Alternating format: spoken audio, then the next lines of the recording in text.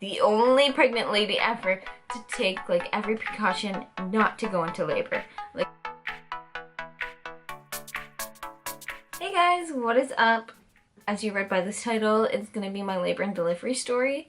I'm so upset because I did film this video before, but it was just kind of all over the place and I didn't want to upload it, so I decided to refilm it. So, anyways, as you saw in my last video, I definitely was in labor.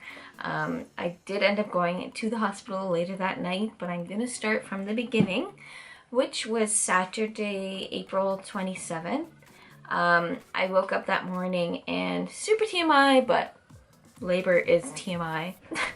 The whole process of giving birth is a lot. So anyways, I woke up that morning and I lost part of my mucus plug, or I don't know if it was part of it or all of it, but I did notice that I lost some of it. I remember that day I'm like thinking, oh crap, I better get my stuff ready because I didn't have my bags packed.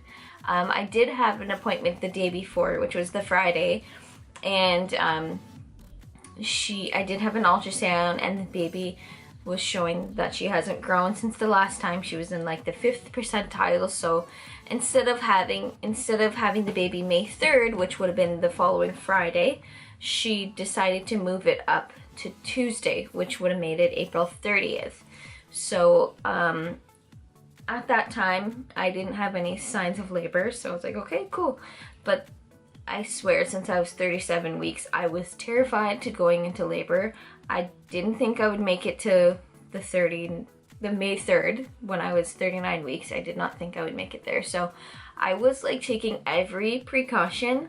I swear, like the only pregnant lady ever to take like every precaution not to go into labor. Like I would limit the amount I was walking because I did not want to go into labor. I wanted so badly to make it to my due date.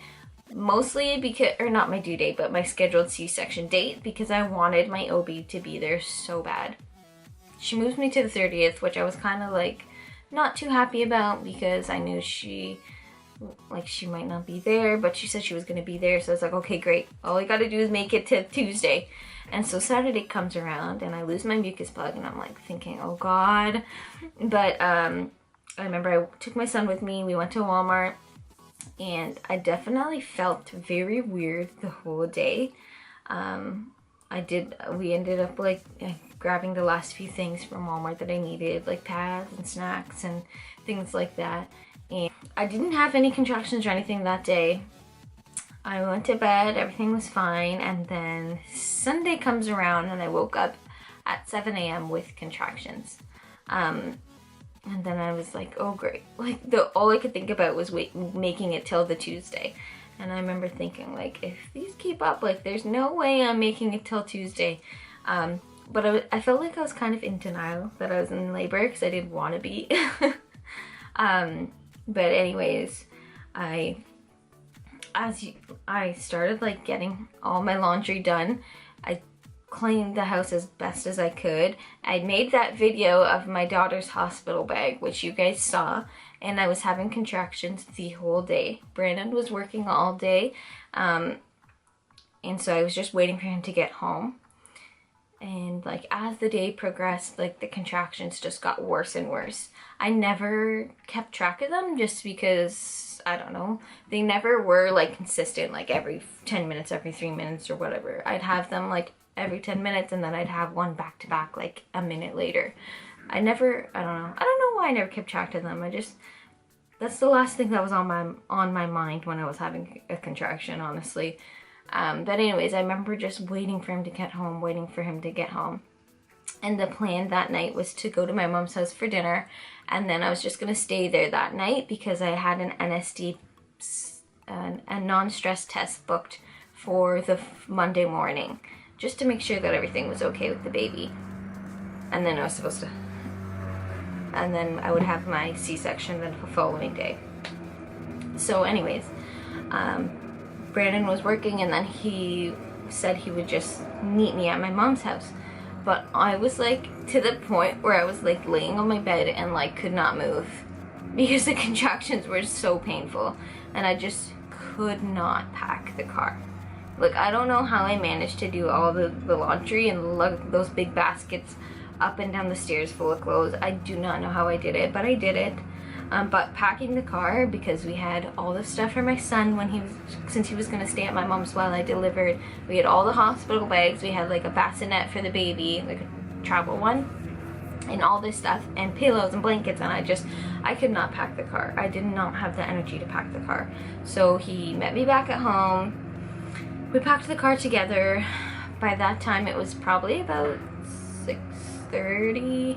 I think we ended up leaving. Yeah, we ended up leaving and being on the way to my mom's at about 6:30. And I remember thinking all day, like, this little girl better not make me miss this dinner. My stepdad was making steak and bacon wrapped potatoes, and that's like my all-time favorite meal. So I was like, this little girl better not make me miss it. And also that Sunday on Game of Thrones, it was supposed to be the big battle in Winterfell, and we did not want to miss that episode. So I was like, this little girl, I'm telling you. So I remember in the car, I must have had like 6 contractions on the way to my mom's, which is about a 50-minute drive. So they're pretty bad. They were getting pretty close. And I was just like, in denial still that I'm in labor. But yeah, so we got to my mom's house. I got to eat my dinner, which I was super happy about. I remember like not eating a whole lot because just in case I had to go to the hospital, I didn't want to have like a full stomach. And then after dinner, we watched Game of Thrones, which wasn't too long after that. And I remember I was like super uncomfortable the whole time watching Game of Thrones, still having the contractions.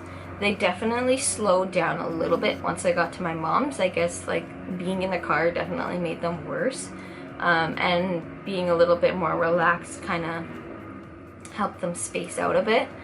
And then I remember after Game of Thrones, I was just like, I need to get rid of these contractions. I need to go to sleep and like just sleep them off. Like, I remember just like wanting to go to bed right away.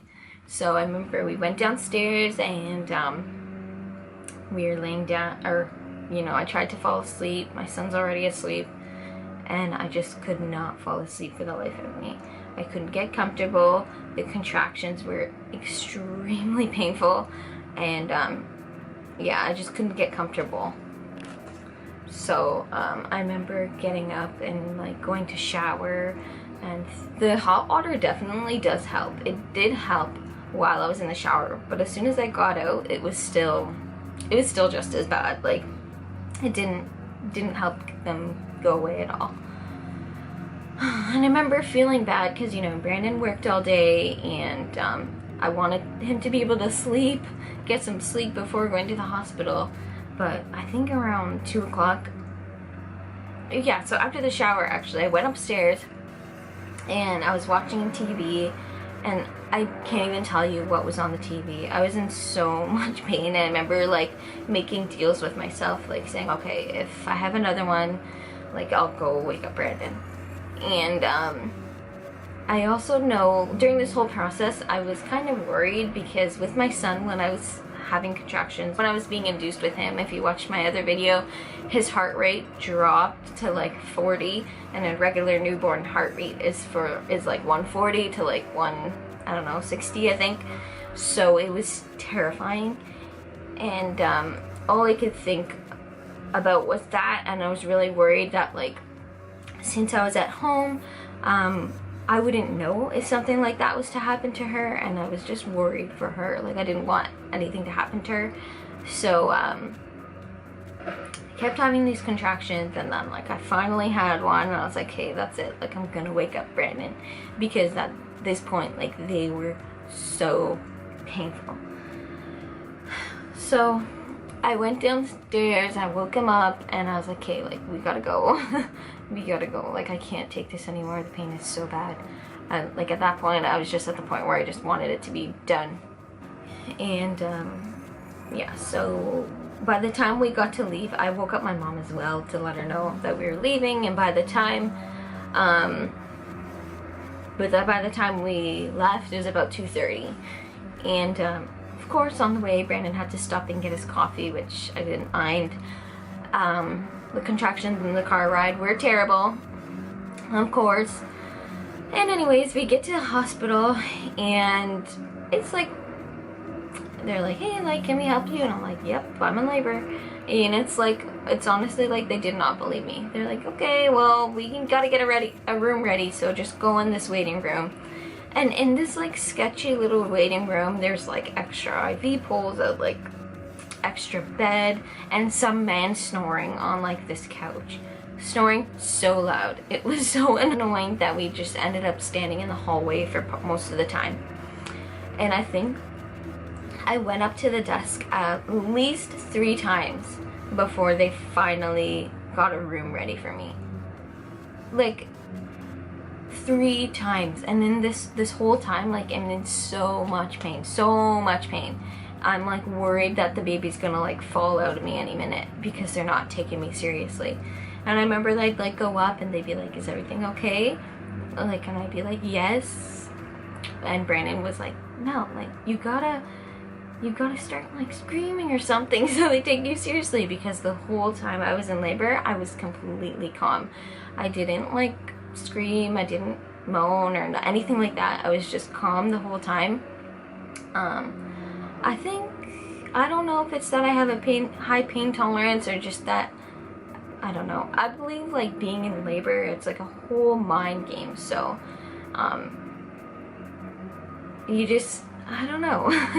You just gotta breathe through them. Like when you get a contraction, it's like you're going up the roller coaster and the pain gets worse and worse and worse and worse and worse until you reach the top and it's like at its worst, and then you go down and you're like, okay, you can breathe. Like it releases and like it starts to go away.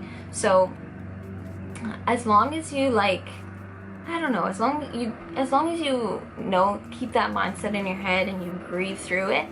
I'm telling you, some of them were so bad I couldn't even breathe, but you have to try and breathe through it and you'll get through it, and it's okay. Like you just have to focus on getting through one contraction at a time. That's like the best advice I can give. One contraction at a time and breathe. If you tense up your body, you're working against your body, and then like it's just gonna be worse for you. So just try your best to relax your body and breathe through it. Way easier said than done, that's for sure, but like you just have to have that in your mind before you go through it. You need to like mentally prepare yourself. But anyways, so the contractions are so bad. We got there at 3:30. By the time I got a room, it was about 4:30, and still they're not taking me seriously. They hooked me up to the nurse chick, hooked me up to the baby monitor, and she was like, okay, like we're just gonna do the NSD now so that you don't have to come back in the morning. And I'm thinking, wow, like they really don't believe that I'm in labor, but okay. So anyways, the same nurse comes back a little while later, and everything that they did was spaced out. It took so long, I felt like. She comes back later on and she gives me an IV. Or she tries to give me an IV, and she goes up here. And before she gave me the IV at all, I was like, hey, like my veins are really tiny. They always have trouble giving me, like taking my blood and giving me IVs. I always have to like pre-warn people. But yeah, so I told her that, and I was like, this is my good arm. But no, she wanted to try this one, so okay. She tries up here, and then like all of a sudden she's like, okay, it's in. And then all of a sudden you saw my hand just like start swelling up, and it was like a friggin', it was like the size of a blueberry, the bump. And she's like, oh, like I got it in, but like the vein burst, and like, yeah, this bubble appeared on my hand. So she's like, okay, put pressure on it, put pressure on it. And yeah, whatever. And then she tries a couple others. She tried like 1 or 2 more times, and she just couldn't get it. She's so she was like, okay, I'm gonna get somebody else. I'm thinking, okay. And in comes this like elderly Asian lady with glasses, and I'm like thinking, oh god, like here we go. She's like bringing the light close to my hand so she can see the vein, and I'm thinking, oh shit. I'm thinking, oh crap. So she tries here, which was close to like another one that the previous nurse did, and then she tried again, and she's like, okay, I got it, great. And then all of a sudden you see my hand start raising. And this one starts getting like to the size of a golf ball. I wish I took a picture of it. It was so disgusting and looked like an alien thing was about to like burst out of my hand. Yeah, so she ended up taking it out. I could see her like keep looking at it, like something was wrong. And so yeah, she ended up taking it out. I don't know if that's like a scar.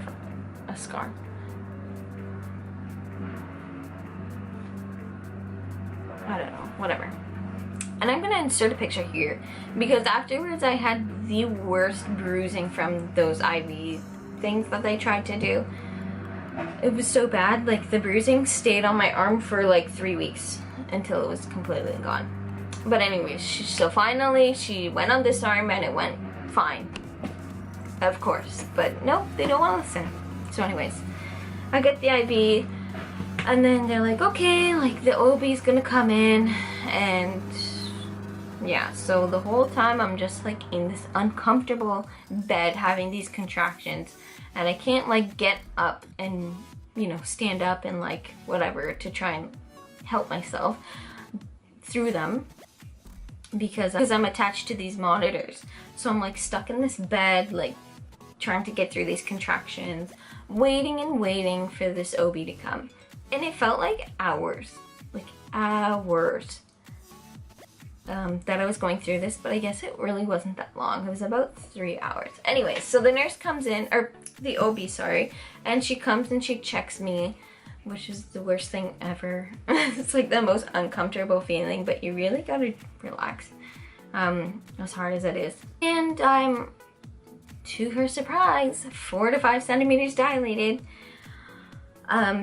So of course at that point, like I was admitted and she said, okay, you can, like you are contracting beautifully, the baby's handling well, you can try for vaginal birth, or like if you, I know you're scheduled for a C-section tomorrow, so you can still have your C-section if you'd like that, because as you may know, I had a C-section with my son, so I was planning to have another C-section. So she's like, okay, like I'm gonna let you think about it, and then like you let me know what you want to do. And she was really, really trying to convince me to have a vaginal birth, but honestly, like the pain was so bad, I just wanted it to be over. I just wanted them to cut her out. Like I didn't want to have to go through the whole vaginal birth thing. Like I didn't know how long that was gonna take because they were gonna give me an epidural, which of course means you can't move. And she was like, yeah, like if anything goes wrong, the OR is across the room and across the hall, sorry. And honestly, like I just didn't want to go through that. I didn't want to, like it was kind of traumatic, my experience with my son, and I didn't want to go through that again. And like I said, I just wanted the pain to be over. So I decided to have a C-section again. So I took them a little while to set up the room, but finally like the nurse came, like she gave Brandon the scrubs to put on, and she came and she took me to the OR. And I remember when I had my son, I had the epidural and then I had the C-section, and the anesthesiologist or anesthetist or whatever they're called told me that next time I would have the spinal tap, and that the spinal tap was much better. Sure enough, I went to the room, and you know, the nurses were doing their thing, counting their supplies, making sure they had everything ready for the OB. And we were waiting for the anesthesiologist to come in, and sure enough, he came in, and I was like sitting on the bed, and he gave me this spinal tap, which like the big difference with the spinal tap and the epidural is that the epidural is like a line, like a IV line basically, that stays in your back, and the spinal tap, it was kind of like a needle. Like I didn't realize what he was doing, but yeah, it's kind of like a needle, and he like injects something into your back, and it like lasts a certain amount of time.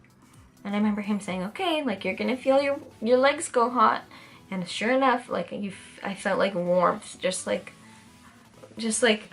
going down my legs. It was the weirdest feeling, weirdest thing ever. But anyways, yeah, they gave me the spinal tap, and then you know, they got there ready. They gave me the C-section. Baby girl was born at 7:42 a.m. on April 29th. She weighed 5 pounds, 10 ounces, and they said she was 19 inches long, but at her 1 week doctor's appointment, or 2-week doctor's appointment, she was only like 18 inches long or something. So I think they measured her wrong at her birth. So she must have been around 17 inches long, I don't know, whatever. She had a whole lot of hair, but everything went super smooth. The OB was amazing this time around. She made me feel so comfortable, and she was talking to me like the whole time. I couldn't have asked for it to go any better than it did.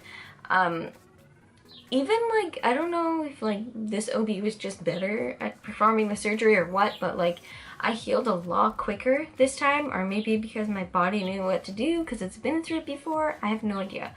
But I was able to stand up a lot quicker this time around than with my son. I'm also pretty sure with my son I had preeclampsia, so they never told me that, but I'm pretty sure I did. They just never told me. So yeah, I was able to stand up a lot quicker. I even ended up going home a lot sooner. With the C-section at my hospital, you're supposed to stay 48 hours, but we got early release, so we were able to go home on Tuesday. We were able to go home Tuesday night. So April 30th, that night, which was so awesome. And yeah, I definitely think like being home, that kind of like, since I stayed at my mom's house and she has a bunch of stairs, that kind of like pushed back my healing time a little bit. But I ended, just like my son, like I was completely fine by 2 weeks postpartum. I was like back to normal. And as far as now, I am currently 4 weeks. My daughter's what, 4 weeks and 4 days old. And I feel completely back to normal. I feel great. My scars healed a lot better this time around. It looks a lot better. You can almost barely tell. And yeah, I will give you a belly shot and then I will show you my daughter. So this is my belly at 4 weeks postpartum. I'm sorry, you can see my laundry pile. I just folded those. Yeah. My belly at 4 weeks. I'm happy with my body, don't get me wrong. I definitely have a little bit to lose. You can see, you can tell my stomach's not fully back to normal because I still have that line. But yeah, I did only, like I got this one stretch mark with my son, and having her made it a little bit worse, but that's it. I'm happy. I couldn't be happier with myself. I mean, it's absolutely insane what your body does and how fast like it bounces back. That's like one of the whole reasons why I wanted to have my kids so young. But yeah, okay, so this is Ellie. She looks like a little boy today because she's wearing her brother's clothes. No pink. Yeah, she's got, this is Ellie. She's wearing one of the hats I showed in my last video. She's definitely, she's a lot more tan than her brother, and she's got brown eyes. It's so crazy. Genetics are wild. She's like the opposite of her brother, but I do think they look a lot alike. So yeah, this is Ellie. She's got like a full head of hair. They did have to use a vacuum when they took her out, so she's still got like this bump on her head right here. But this is Miss Ellie. This is my little Ellie girl. So, thank you guys so much for watching. Thank you for subscribing. I will see you guys in my next video. Let me know down below what you want to see, and I will be back with another video very, very soon.